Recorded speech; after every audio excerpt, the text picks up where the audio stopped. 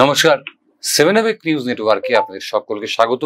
আর এই মুহূর্তে নিন্দুকের ডায়েরি খুলে আমি চন্দন এবং আমার সঙ্গে শ্যামল পাল। আজকে আমরা আলোচনা যেটা করব বা আমাদের আলোচনার বিষয় সেটা হচ্ছে এসআইআর।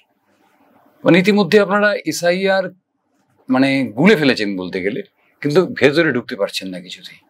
কারণ একটা মিথ্যের ওপর ভিত্তি করে দাঁড়িয়ে আমাদের এই 2025 সালের একেবারে শেষে এসে আমাদেরকে একটা প্রক্রিয়ার মধ্যে দিয়ে যেতে হবে, যেটাকে বলা হচ্ছে এসআইআর বা স্পেশাল ইন্টেন্সিভ রিভিশন। বলা হচ্ছে 2002 সালে নাকি এই শেষ আমাদের রাজ্যে এই এসআইআর হয়েছিল, বা আপনার যেটাকে বলা হচ্ছে স্পেশাল ইন্টেন্সিভ রিভিশন। কিন্তু তথ্য বলছে যে 2002 সালে মোটেও এসআইআর হয়নি। এটা সম্পূর্ণ ভুল এবং মিথ্যে কথা। 2002 সালে যেটা করা হয়েছিল সেটা হচ্ছে সামারি রিভিশন, হচ্ছে যেটা প্রত্যেক বছর হয়ে থাকে, অর্থাৎ এসআর সামারি রিভিশন। চ্যালেঞ্জ করতে পারি যদি আমাকে কেউ প্রমাণ করতে পারেন যে 2002 সালে এসআইআর হয়েছিল, আমি আমার সমস্ত কথা প্রত্যাহার করে নেব। আর আপনারা যদি মনে করেন যে কোনো তথ্য দরকার, আমাকে ইনবক্স করুন, আপনারা কমেন্ট করুন, আমি আপনাদেরকে সমস্ত তথ্য দেব। তাহলে শুরুতেই একটা মিথ্যের ওপর দাঁড়িয়ে আমাদের এই যে প্রক্রিয়াটা, এসআইআর এর প্রক্রিয়াটা, সেই প্রক্রিয়ার মধ্য দিয়ে যেতে হবে। আমাদের প্রথমেই একটা প্রশ্নের মুখে পড়তে হবে, বা আমাদের একটা প্রশ্ন তোলা উচিত যে নির্বাচন কমিশনের কি কোনো রকম অধিকার আছে যে কারো নাগরিকত্ব সম্পর্কে প্রশ্ন তোলা বা কারো নাগরিকত্ব বাতিল করার? যদি ভারতীয় সংবিধান বেঁচে থাকে, যদি ভারতীয় সংবিধান আমরা মেনে চলি, তাহলে তার উত্তর হয় না। তাহলে এই যে বিহারে 68,66,000 মানুষ যাদেরকে ডিভোটার করা হলো, ভোটার তালিকার থেকে যাদের নাম বাদ দেওয়া হলো, এবং যাদেরকে আগামীতে এনআরসি বা ইত্যাদির মাধ্যমে পুনরায় ভোটার লিস্টে নাম বা নাগরিকত্ব প্রমাণ করতে হবে, তাদের সম্পর্কে নির্বাচন কমিশন কি বলছেন এটা একবার জানা দরকার। পশ্চিমবঙ্গ এবং পাঞ্জাব বাদ দিয়ে ভারতবর্ষের এমন কোনো রাজ্য নেই যে রাজ্য সেই রাজ্যের ভাষাভাষী মানুষ পৃথিবীর অন্যত্র বসবাস করে। সুতরাং বিহারের যারা বসবাসকারী মানুষ, যারা বিহারের ভূমিপুত্র, তারা ভারতের ভূমিপুত্র, এ বিষয়ে কোনো সন্দেহই থাকতে পারে না। এবং সেটাই কিন্তু আলটিমেটলি নির্বাচন কমিশন স্বীকার করেছেন। সুপ্রিম কোর্ট যখন বিহারের এই এসআইআর এর বিষয়ে হস্তক্ষেপ করে, তখন সুপ্রিম কোর্টে নির্বাচন কমিশন হলফনামা দিয়ে জানিয়েছেন যে বিহারে কোনো বিদেশি নাগরিক নেই, বিহারে কোনো বিদেশি নাগরিক নেই। তাহলে সুপ্রিম কোর্ট এই জায়গাতে দাঁড়িয়ে, সুপ্রিম কোর্টে দাঁড়িয়ে নির্বাচন কমিশন বলছে যে বিহারে কোনো বিদেশি নাগরিক নেই। তাহলে কি এসআইআর করা হচ্ছে বা নির্বাচক তালিকা তৈরি করা হচ্ছে বিদেশি খোঁজবার জন্য, বেনাগরিক করবার জন্য, যার কোনো এখতিয়ার নির্বাচন কমিশনের নেই? কি হয়েছে না, বিহারে তারা ঠিকঠাক কাগজ দেখাতে পারেনি। কাগজ প্রশ্নে আসি, কাগজ প্রশ্নে যদি আসি তাহলে কাগজ দেখবেন, এই যে আমি চন্দন সেনগুপ্ত বসে আছি, আমি আমার বাবার কাগজপত্র দেখাতে পারবো না, কারণ কাগজ, আমি এই দেশের নাগরিক। একটা দেশের নাগরিক কিভাবে নির্ধারিত হয়? পৃথিবীর কোনো দেশে আলাদা করে নাগরিকত্ব নিতে হয় না, আলাদা করে নাগরিকত্ব পেতে হয় না।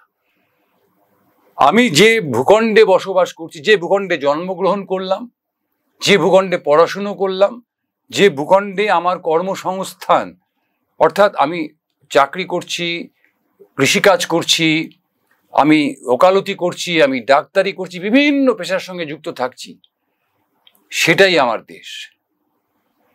এবার যদি কেউ বাইরের থেকে আসেন তাদেরকে আমরা বলছি অভিবাসী।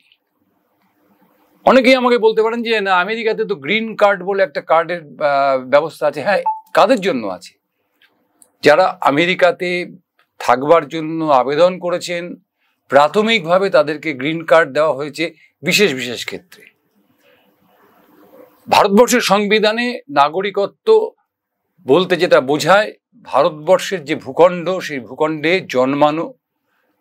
জন্ম নেওয়া, সেই ভূখণ্ডে বেড়ে ওঠা, সেই ভূখণ্ডে পড়াশুনো করা, সেই ভূখণ্ডে তাদের কর্মজীবন যাপন করা মানুষ, তারা সকলেই ভারতবাসী।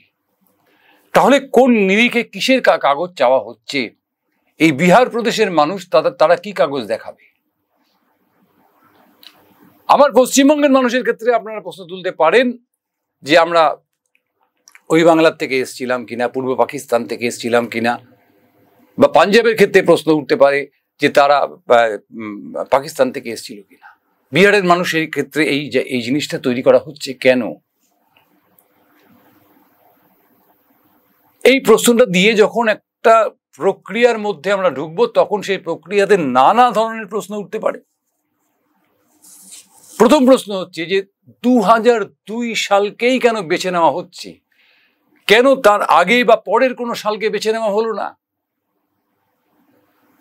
নেওয়া যেতে পারত তো, যে 87 সালকে বেছে নেওয়া হচ্ছে, যে 87 সালের যে এসআর হয়েছিল, সামারে রিভিশন হয়েছিল, ভোটার তালিকা তৈরি হয়েছিল, সেই 87 সালের ওপর ভিত্তি করা যেতে পারত। অথবা 71 সাল 24শে মার্চ, যেটা সরকারিভাবে বলা হয়েছে যে 71 সালে 24শে মার্চ পর্যন্ত যে সমস্ত মানুষ, যে সমস্ত বাঙালি ওপার বাংলার থেকে ছিন্নমূল হয়ে এপার বাংলায় এসছে, তাদেরকে ভারতীয় নাগরিকত্ব বা তাদেরকে ভারতীয় নাগরিক হিসেবে গণ্য করা হবে। তাহলে 71 নয়, 87ও নয়, কেন 2002? এইখানে কিন্তু সবচেয়ে বড় অঙ্কটা লুকিয়ে রয়েছে। আমি কারোর কোনো রাজনৈতিক দলের বিরোধিতা করব না। এখানে লুকিয়ে রয়েছে যে আমাদের যে নাগরিকত্ব আইন পাশ করা হয়েছে, অর্থাৎ যেটাকে আমরা এনআরসি, সিএএ, এনপিআর ইত্যাদি, সেটাকে যদি কার্যকর করতে হয়, তাহলে সিএএ যেটা রয়েছে, অর্থাৎ সিটিজেনশিপ অ্যামেন্ডমেন্ট অ্যাক্ট, এই সিটিজেনশিপ অ্যামেন্ডমেন্ট অ্যাক্ট 2003, এটাকে যদি কার্যকর করতে হয় তাহলে 2002 সালটাকেই বেঞ্চমার্ক করতে হবে। মানে আমাদেরকে বেনাগরিক করার জন্য যাবতীয় যা কাজ, সেটা ঘুরপথে করতে হবে। কারণ যদি সরাসরি আমরা এনআরসি বলুন, সিএএ বলুন, এনপিআর বলুন করতে আসে, সারা ভারতবর্ষে কি হবে জানি না। আমাদের বাংলার মানুষের যে দীর্ঘ সংগ্রামের ঐতিহ্য রয়েছে, সেই ঐতিহ্যে আমরা যে আমাদের দেশের নাগরিক, সেই বৈধ নাগরিক, সেটা প্রমাণ করার জন্য আমরা আরেকবার প্রাণ দিতে প্রস্তুত থাকতাম বা প্রস্তুত আছি। সুতরাং ঘুরপথে বিষয়টাকে নিয়ে এসো, ঘুরপথে এনে লক্ষ লক্ষ কোটি কোটি মানুষকে বেনাগরিক করো। এই লক্ষ লক্ষ কোটি কোটি শব্দটা আমি কেন উচ্চারণ করছি? যে এই দরিদ্রতম দেশে কোটি কোটি বাঙালি রয়েছেন, এখনো রয়েছেন, যাদের কাছে কোনো জমি নেই, যাদের কোনো জমি নেই, যারা পুরুষানুক্রমিকভাবে ভাড়া বাড়িতে বসবাস করেন অথবা কোনো বস্তিতে বসবাস করেন, তাদের কাছে জমির কাগজপত্র কোথার থেকে আসবে বন্ধুরা? এটা আপনারা কিন্তু ভাবতে হবে আপনাদের। যে বলা হচ্ছে আপনার কি কি কাগজপত্র লাগবে, কাগজপত্র কি কি লাগবে, তার মধ্যে অবশ্যই নথির মধ্যে বলা হচ্ছে, এই যে নথির তালিকা ওরা দিয়েছেন, তার মধ্যে জমি অথবা বাড়ির দলিল একটা শেষ 11 নম্বর পয়েন্ট। তাহলে আমি 11 নম্বর পয়েন্ট থেকে শুরু করলাম যে কোটি কোটি বাঙালি এই মুহূর্তে এই বাংলায় বসবাস করেন, যাদের নিজস্ব কোনো জমি বা বাড়ি নেই, তারা পুরুষানুক্রমিকভাবে ভাড়া বাড়িতে বসবাস করছেন। তাদের কাছে দলিল কোথার থেকে থাকবে? তাদের কাছে জমির কাগজ কোথা থেকে থাকবে? প্রথম যে পয়েন্টটা ওনারা বলছেন যে কাগজটা দেখাতে হবে সেটা কি কেন্দ্রীয় অথবা রাজ্য সরকারের কর্মী অথবা পেনশন পান এমন পরিচয়পত্র। বন্ধুরা, মাত্র 3% মানুষ এদেশের যারা কেন্দ্র বা রাজ্য সরকারের কর্মচারী। আমি যেখানে বসে এই কথাগুলো বলছি সেটাও যেমন একটা বেসরকারি সংস্থা। আপনি হয়তো যেখানে বসে আপনি শুনছেন আপনি হয়তো বেসরকারি সংস্থা কর্মী অথবা স্বনিযুক্ত কোনো প্রকল্প, তার নিজস্ব ব্যবসা, নিজস্ব দোকান, নিজস্ব অন্যান্য কিছুর সঙ্গে যুক্ত। তাহলে কোথা থেকে পাবেন আপনি সরকারি কর্মচারী, যেখানে মানে সরকার চাকরি দিতে অপরাগ, যেখানে সরকার মানে কর্মসংস্থান তৈরি করতে পারেনি স্বাধীনতার এতগুলো বছর পরে। তারপর সেই সরকার কি করে মানে নির্লজ্জের মতন আমাদের কাছে প্রশ্ন করে যে তোমার কাছে সরকারি চাকরির কোনো নথি আছে কি, তুমি কি আমাকে সরকারি চাকরি দিতে পেরেছো? দিতে পারোনি। এবার যদি চলে আসি 1987 সালের 1 জুলাই এর আগে ব্যাংক, পোস্ট অফিস, LIC, স্থানীয় প্রশাসনের যাওয়া যে কোনো নথি, এই যে লক্ষ লক্ষ কোটি কোটি বেঘর মানুষ যাদের নিজস্ব কোনো স্থায়ী ঠিকানা নেই, তারা বছরে না হোক 2 বছর 3 বছর পর তাদেরকে অটোমেটিক্যালি বেঘর হতে হয়, অর্থাৎ তাদেরকে ভাড়া উঠে যেতে হয়। এই যে বারংবার বাড়ি বদল, বারংবার বাসা বদল করতে করতে তাদের অনেক নথি হারিয়ে যায়। আপনারা তো সাম্প্রতিক ইতিহাস মানে যে উদাহরণ দার্জিলিং এ তৈরি হয়েছে, দার্জিলিং জেলায় তৈরি হয়েছে, উত্তর বাংলার জলপাইগুড়ি জেলায় তৈরি হয়েছে, কোচবিহার জেলায় তৈরি হয়েছে, যে লক্ষ লক্ষ মানুষ বানভাসী হয়েছেন, তাদের সমস্ত কাগজপত্র নষ্ট হয়ে গেছে। এর আগে তো মানে পশ্চিমবঙ্গ একটা নদীমাতৃক দেশ, রাজ্য, সেখানে বন্যাটা একটা নিয়মিত একটা বিষয় ছিল। বন্যায় ক্ষতিগ্রস্ত হননি এরকম মানুষ, শহর কলকাতার মানুষও বন্যায় ক্ষতিগ্রস্ত হয়েছেন 1978 সালে, আপনারা সকলেই সেটা জানেন। এই যে ক্ষতিগ্রস্ত হওয়া মানুষ, তাদের যে খাতা পত্র, নথি ইত্যাদি, সেগুলো কোথা থেকে জোগাড় করবে? যে মানুষের দিন আনে দিন খায়, তার ব্যাংকের অ্যাকাউন্ট, সে যার কোনো মানে রোজ খাওয়ার ঠিক নেই, সে ব্যাংক অ্যাকাউন্ট করবে।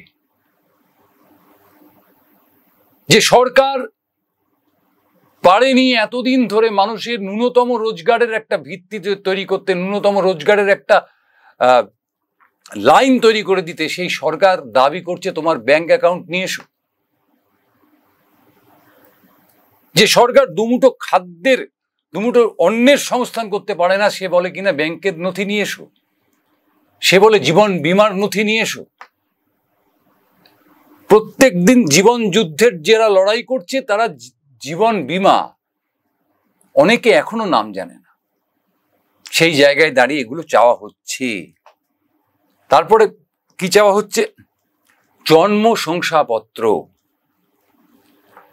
87 সালের আগে সংগঠিতভাবে পৌরসভা বা পঞ্চায়েতে জন্ম মৃত্যু শংসাপত্র দেওয়ার বন্দোবস্ত ছিল না।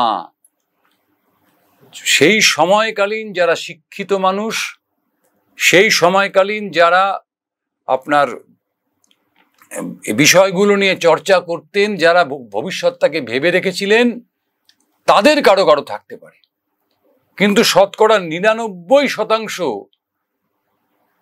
মানুষের কাছে, ভারতবর্ষের শতকরা 99% মানুষের কাছে 87 সালের আগে যারা জন্মেছেন তাদের কাছে এই কাগজপত্রগুলো নেই, জন্ম বা মৃত্যুর শংসাপত্র নেই। বলা হচ্ছে কি তারপরে যে ঠিক আছে, তোমার কাছে নেই, তাহলে তুমি কি নিয়ে আসবে? আপনার পাসপোর্ট। খেতে পায় না যে দেশের অধিকাংশ মানুষ, যে দেশে 82% মানুষ দুবেলা সুষম আহার পায় না, পুষ্টিকর আহার পায় না, খেতে পায় না, সে দেশের মানুষ পাসপোর্ট করছে। মানে চাহিদার শেষ নেই। আমি এদেশে জন্মেছি, আমি এদেশে পড়াশুনো করার চেষ্টা করেছি, আমি এদেশের জন্য পরিশ্রম করি, এদেশে ফসল ফলাই, এদেশে কলে কারখানায় আমি উৎপাদন করি। এটাই আমার এদেশে থাকার সবচেয়ে বড় অধিকার, এদেশের নাগরিক হওয়ার সবচাইতে বড় অধিকার। এর চাইতে বেশি কিছু নির্বাচন কমিশন চাইতে পারে না। নির্বাচন কমিশন চাইছে রাজ্য সরকারের উপযুক্ত কর্তৃপক্ষের দেওয়া বাসস্থানের শংসাপত্র।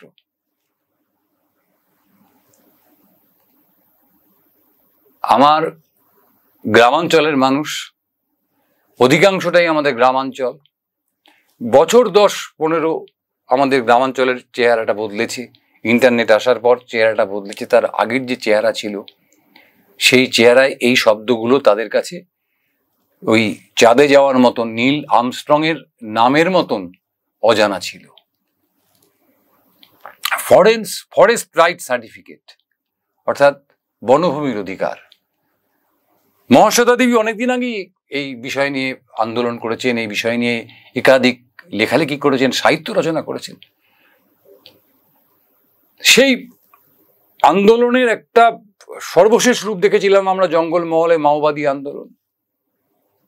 আজকে যান সেই আদিবাসী মানুষদের কাছে যারা বনভূমিতে বসবাস করে, সরকারের দায়িত্ব ছিল যাদের হাতে এই অধিকার পৌঁছে দেওয়া, সরকার সেই কাজটা করেনি। আজকে সরকার তাদের কাছ থেকে সেই কাগজটা চাইছে। এর চাইতে অদ্ভুত বিষয় আর হতে পারে না।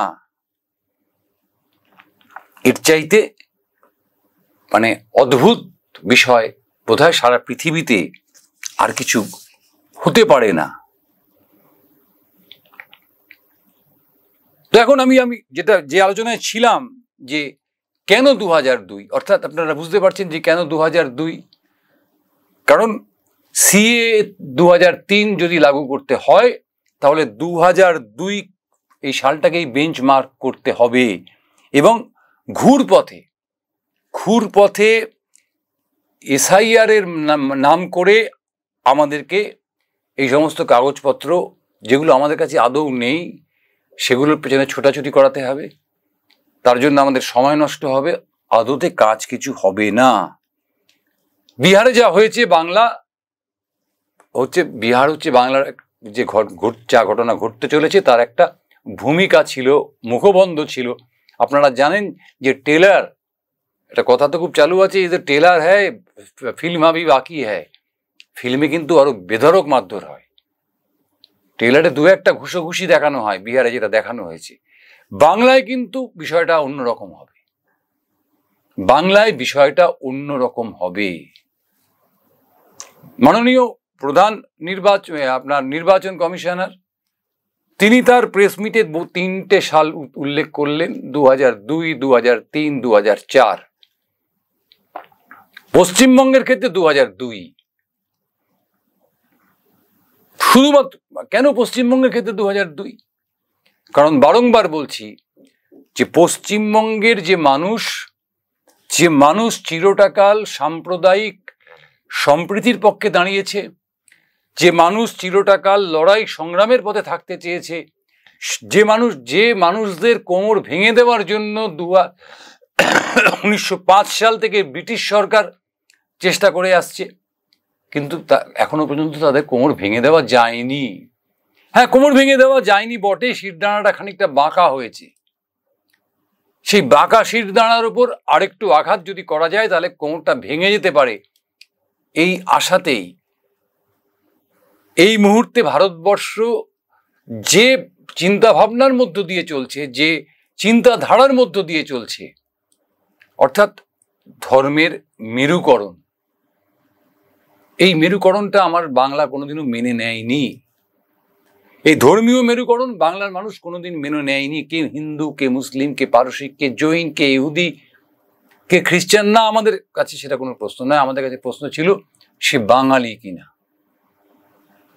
মাইকেল মধুসূদন দত্ত, আবার কাজী নজরুল ইসলাম, সঙ্গে রবীন্দ্রনাথ ঠাকুর আমাদের কাছে সমানভাবে প্রণম্য। আমরা ডিরোজিওকে বাংলা নবজাগরণের প্রধান মুখ বলি, শ্রদ্ধা করি, এটাই তো আমাদের সংস্কৃতি। সেই সংস্কৃতির ওপর যাতে আঘাত আসে, এবং এই যে নির্বাচনী বৈতরণী, আমাদের দেশের মানে রাজনৈতিক দলগুলোর নির্বাচন ছাড়া অন্য কোনো বিষয় নিয়ে ভাবনা নেই। আমি যে কথাগুলো বলছি আপনারা মিলিয়ে নিন, এর কোনো প্রতিবাদ হবে না, কোনো রাজনৈতিক দলের প্রতিবাদ করবে না। যে কেন তুমি একটা গরিব মানুষের কাছ থেকে তুমি জমির দলিল চাইছো, যে লোকটা সারা জীবন ভাড়া বাড়িতে, মেস বাড়িতে কাটিয়ে গেছে। সবাই শিবরাম চক্রবর্তী নন যে সারা জীবন মেস বাড়িতে কাটিয়েছেন কিন্তু তার জমিদারি ছিল। সুতরাং এই গরিব বাঙালিদের ওপর, শ্রমজীবী বাঙালিদের ওপর যে আঘাত আসতে চলেছে সেটা অকল্পনীয়। আপনারা বলবেন যে স্কুল সার্টিফিকেট, পড়াশুনো তো ইদানিং কালে খুব বেড়েছে, ইদানিং কালে খুব বেড়েছে। 1987 সালের আগে, তারও আগে, বা এখনো আপনারা যদি এই মানে এবছরের ইতিহাস দেখেন, এবছরের স্কুল ছুটের সংখ্যা কত? আমার বাংলায় স্কুল ভর্তি হয়েছে অভাবে, অনটনে, 2, 3, 4 পর্যন্ত হয়তো পড়াশুনো করেছে, তারপর আর পড়াশোনা করতে পারেনি। তার কাছে স্কুল সার্টিফিকেট প্রত্যাশা করাটা অন্যায় না? আপনি যে বাচ্চাটাকে পড়াশুনো করবার তার যে মৌলিক অধিকার সেটা দিতে পারেননি, যে সরকার দিতে পারেননি, সেই সরকার আবার তার কাছ থেকে কি করে স্কুল সার্টিফিকেট চায়, সেই প্রশ্নটা করুন আপনারা। যেটা সরকারের কাজ, একটা বাচ্চাকে স্বাক্ষর করে তোলা, অর্থাৎ পড়াশুনো শেখানো, সেই কাজটা যে সরকার করতে পারে না, সেই সরকার আবার তার কাছ থেকে স্কুল সার্টিফিকেট কোন মুখে চায়? আর সবার আগে প্রশ্ন হচ্ছে নির্বাচন কমিশন কোন মুখে চায়?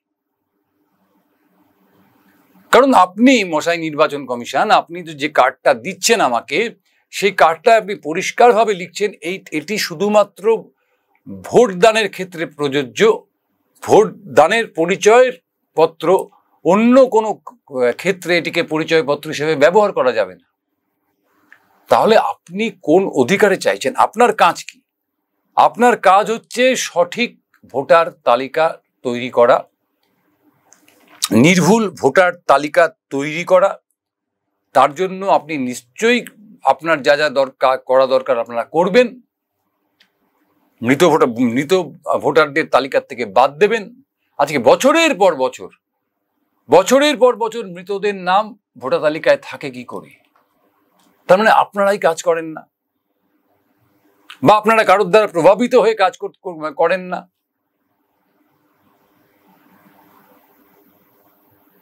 প্রশান্ত কিশোরের নাম দুটো জায়গায় ওঠে কি করে? প্রশান্ত কিশোর যেহেতু একটি বিখ্যাত নাম, তিনি কখনো বিজেপি কখনো তৃণমূল, সেজন্য প্রশান্ত কিশোরের নামটা সবার আগে উঠে আসছে। তার মানে আপনারা জেনে শুনে এই কাজগুলো করেন। সেই রকম ভাবে যদি সাধারণ কোনো মানুষ রাজনৈতিক উদ্দেশ্য প্রণোদিত ভাবে একাধিক জায়গায় নিজের নাম তোলে, বা তার অজ্ঞাত সারে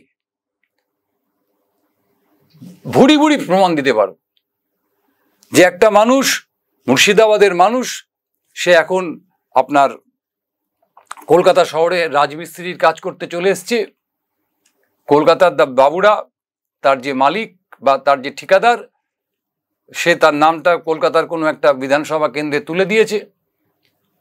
মুর্শিদাবাদের ভোটের দিন সে মুর্শিদাবাদে ভোট দেয়, আবার কলকাতার ভোটের দিন সে তার ঠিকাদারের নির্দেশ মতো প্রার্থীকে গিয়ে কলকাতাতে শহরে ভোট দিয়ে আসে। এর জন্য ওই মানুষটা দায়ী। মানে শেষ পর্যন্ত যেটা দাঁড়ায়, যে আপনাদের একটা তথ্য দিয়ে শেষ করব, যে সাংঘাতিক নাকি মানে আমাদের দেশে বাঙালির সংখ্যা বেড়ে গেছে। বাঙালি অনুপ্রবেশকারী সারা ভারতবর্ষকে একেবারে গিলে ফেলেছে প্রচার।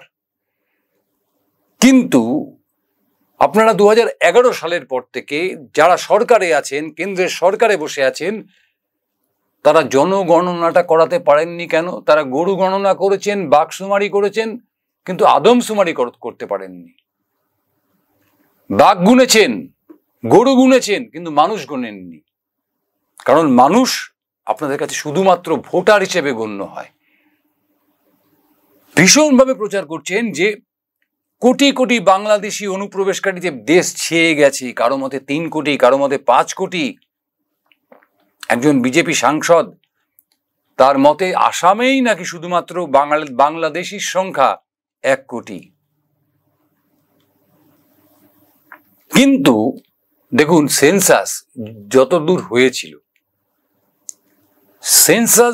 হয়েছিল তাতে দেখা যাচ্ছে যে ভারতবর্ষে ক্রমশ বাঙালির সংখ্যা কমে আসছে। আমি তো কোনো বেআইনি কথা বলতে পারবো না। আমি যদি 1981 সালের সেন্সাস ধরি, জনগণনা ধরি, তাহলে দেখব ভারতবর্ষের মোট জনসংখ্যার 8.19% বাঙালি। 10 বছর পর 91 সালে সেটা একটু বাড়লো, 8.30% হলো। 2001 সাল সাংঘাতিক পরিমাণে কমে গেল, 8.09% হয়ে গেল। এবং সর্বশেষ 2011 আরো কমে গেল, 8.03% বাঙালি। তাহলে বাঙালির হার যখন কমছে, তখন এই বাঙালিদের ওপর যে আক্রমণ সানানো, সেটা সম্পূর্ণ রাজনৈতিক উদ্দেশ্য প্রণোদিত। এবং খেটে খাওয়া গরিব মানে মানুষ, যারা প্রান্তিক মানুষ, যাদের কিচ্ছু নেই, যাদের ব্যাংক অ্যাকাউন্ট নেই, যাদের মানে একটু থাকার মাথার উপর একটু জায়গা নেই, জমি নেই, তাদের উপর এই আক্রমণ নেমে আসছে। সুতরাং এই আক্রমণটাকে আমাদেরকে গণতান্ত্রিকভাবে প্রতিহত করতে হবে। আমাদেরকে এই দাবি তুলতে হবে যে নির্বাচন কমিশন তার এখতিয়ারের মধ্যে থেকে সঠিক নির্ভুল নির্বাচন তালিকা তৈরি করুন। কারণ আগামী বছর যে নির্বাচন হবে, সেই নির্বাচনের তালিকা কিন্তু এসআরের মাধ্যমে ইতিমধ্যে প্রস্তুত। সুতরাং আমাদেরকে একটা দীর্ঘ লড়াইয়ের প্রস্তুতি নিতে হবে, সেটা গণতান্ত্রিক পদ্ধতিতে, আইন মেনে, এবং তার জন্য আপনাদেরকেও কিন্তু প্রস্তুত থাকতে হবে। সকলে খুব ভালো থাকবেন। শুভরাত্রি। জয় হিন্দ।